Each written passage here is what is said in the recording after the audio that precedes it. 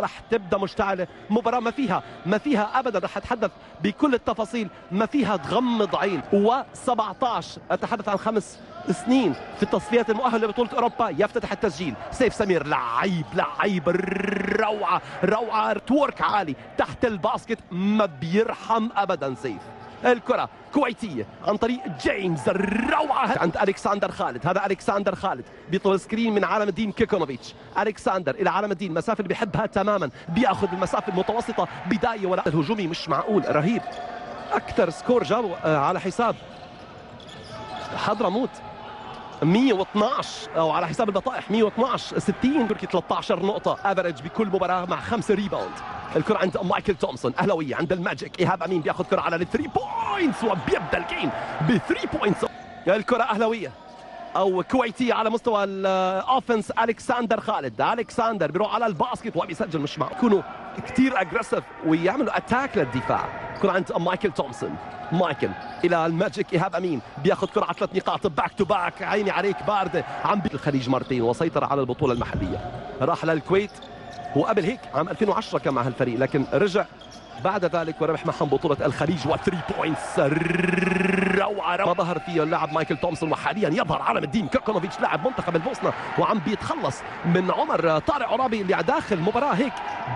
الماجيك هو الافضل لغاية الان، بيضيع ايهاب امين. مايكل ايهاب امين على المسافة المتوسطة بيسجل، واو بيرجعوا عم بيسجل. الان بدأ الاهلي يدخل باجواء اللقاء. كرة على الايد الشمال، راح سلم عمر عرابي اب اند ان 17 دين كيكونوفيتش. الفارق نقطة دائما للاهلي 18-17.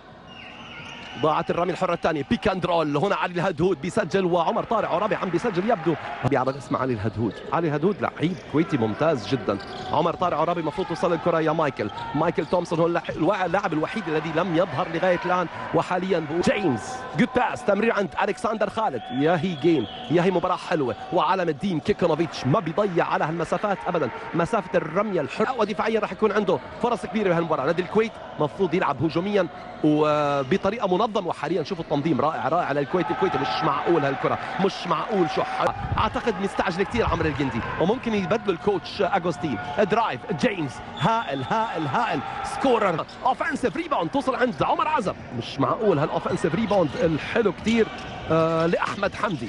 كرة عن سيف، لعيب يا سيف، لعيب. واو شو هالتمريرة يا سيف، روعة الأهلي، ولا أحلى من هيك بالنسبة للكويت. وهنا درايف لعمران، لكن سيف بالمرصاد ما بيرحم. نط عمر على الدربل، عمر زهران بيهدى. عمر زهران مين؟ عمر عزب، سامحني. عمر زهران على البنش، وحاليا سيف. واو يا سيف، واو يا تورك. وهالبول فيك.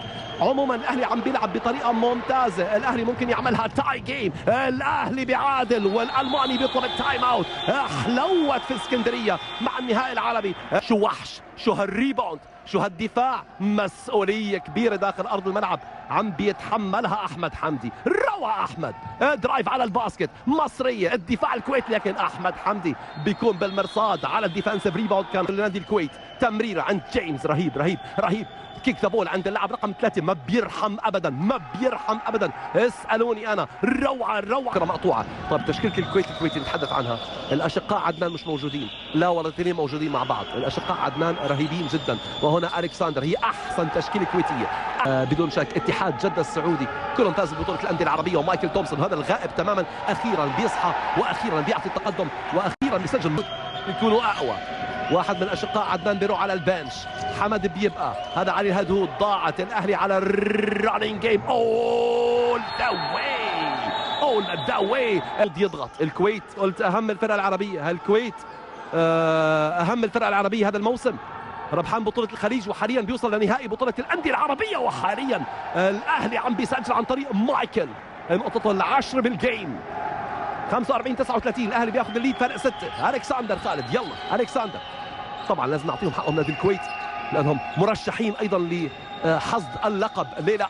ألكسندر خالد بسرعة عند جيمس على 3 بوينتس ضايعة، راحت عند واو عم بيعملوا شوت الرياضي بالأسماء الكبيرة منها السمعة اسماعيل أحمد، جو فوغل، أكيد الاسم الكبير علي محمود، عمر الترك، وهنا 3 بوينتس اخيرا يظهر 50 وحده ياسين اسماعيل النجم الساحلي عن طريق مكرم بن رمضان ورضوان بن سليمان. الهومنت من فاز عن طريق هايك، وعمر عرابي بال 2021 بياتي بسوبر جام 52 وحش كبير وعم بيتحدى ومن حقه يستمر. بصير الانجازات بالحاضر امام عيونك. عموما المستقبل شو بيحمل للنادي الاهلي بهالمباراه؟ 3 بوينتس هائله جدا على الكلاتش. البنوان اهم اللاعبين اللي كانوا بنادي كاظمه ذلك الوقت عام 90. الكره فيها فاول مع باسكت ان، فاول مع باسكت ان مايكل تومسون. على فكره سيف المفروض يترك ارض الملعب بعد دقيقه لانه بيدخل بالفاول ترابل. قد ياتي عمر طارق عرابي، الكره تحت الباسكت عند علم الدين كيكول. مايكل تومسون درايف على الباسكت، مايكل ما بيسجل لكن احمد حمدي بيقول لهم حقكم علي، حقكم علي. ضيعت مباراه صعبه. روعه احمد حسه هيك تعبان الان ومفروض يتبدل. الكره عند عزب، الاهلي قرب كثير اجريسيف ديفنس وبيجبر الكويت على تورن اوفر. الجندي عمر الى عزب، عمر درايف على الباسكت، مش معقول. الروعه روعه روعه، درايف بريد اليمين والفينش بريد الشمال. جيمس على 3 نقاط، لا على مدين بالانسايد. جود باس تمريره حلوه عند فهد على الارك. الروعه فهد، ممتاز يا فهد بال 2021. بدايه ممتازه للنادي الاهلي وفرصه ليرجع، والماجيك بيروح اب اند لعيب يا عمي لعيب. الروعه اهلاوي لاول مره ببطوله الانديه العربيه، وهنا 3 بوينتس ان اوت ضاعت، ومايكل بيسرق الكره مع اوفنسيف ريباوند مع 2 بوينتس. رائع جدا. نتكلم عن 100 سنه القاب، 100 سنه انجازات، 100 سنه ابطال. ليه لا ما تستمر الامور تستمر. اللون الاحمر، جماهير هذا الفريق الأحمر رمز بطولة الأندية العربية. بنقول لهم مبروك، ألف مبروك أينما كنتم مشاهدينا الكرام. مبروك لرئيس مجلس إدارة النادي الأهلي الكابتن محمود الخطيب، مجلس الإدارة، جماهير النادي الأهلي في كل مكان. بطولة الأندية العربية الرابعة تبتسم للنادي الأهلي، الرابعة تبتسم للنادي الأهلي، والساعة تقف عند البطولة الأولى للنادي الأهلي. بطبيعة الحال أول لقب عربي غالي على النادي الأهلي بعد ما كان استعصى عليهم سنوات وعقود. بطبيعة الحال النادي الأهلي يحقق لقب بطولة الأندية العربية. حظ أوفر بنقوله لنادي الكويت الكويتي، وبنقول لهم مبروك على هذا الأداء الكبير لنادي الكويتي بقيادة الكوتش بيتر شومرز واللاعبين الكويتيين المميزين. لكن اليوم جيل مصري هائل، جيل أهلاوي جميل، جيل أهلاوي مرعب. ربع ثالث كان للذكرى، صدقوني راح احتفظ بالربع الثالث للذكرى بطبيعة الحال. كبار الشخصيات والحضور كما أشرنا مشاهدينا الكرام، سعادة اللواء إسماعيل قرقاوي رئيس الاتحادين العربي والإماراتي، السيد محمد منصلحي كذلك رئيس نادي الاتحاد السكندري، يستحق التحية.